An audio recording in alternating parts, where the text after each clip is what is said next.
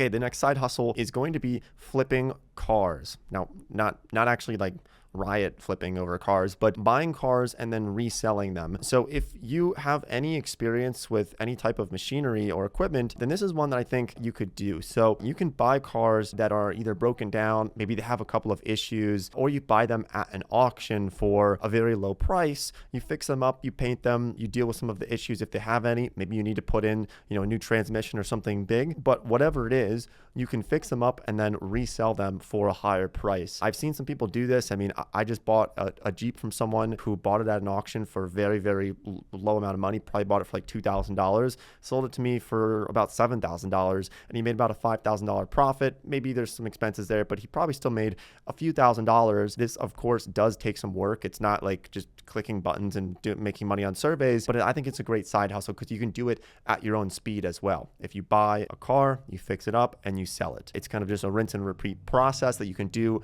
when you have some free time.